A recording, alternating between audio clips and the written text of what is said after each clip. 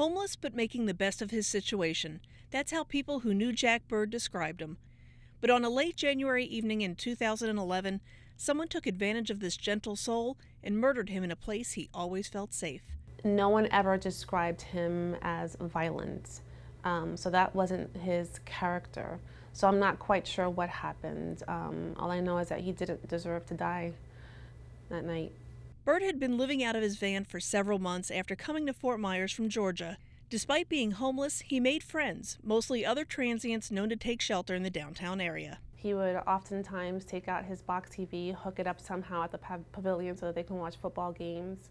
And he spent time with acquaintances at the local bars, having a good time. But one evening, after enjoying some drinks at a local bar, he became distraught after thinking his van had been stolen. The last thing that we have of Jack was with the assistance of a bartender at the Hideaway Sports Bar. He called 911 trying to figure out where his car was.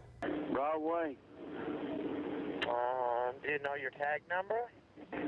Yes, AGS 1949 Georgia tag. He just truly forgot where he parked his van, and unfortunately, while he was circling the area, wound up at the pavilion. Who knows who he met up with there. Centennial Park was a typical place where Byrd would go to seek shelter and comfort. But that one particular night, someone robbed him and then took his life. A local transient found his body the next morning.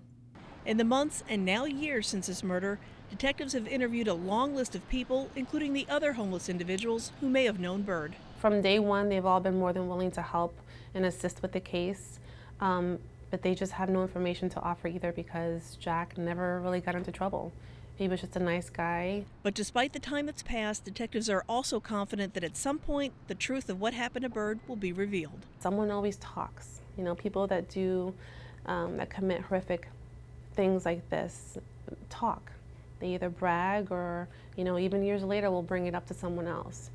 And though nothing will bring Byrd back, the quest of finding his killer and providing resolution to his family remains priority one. They deserve closure, but also justice. We don't want to just tell them, what happened and who did it, but we want them to know that the person is being punished for what they've done. For Southwest Florida Crime Stoppers, I'm Trish Rout.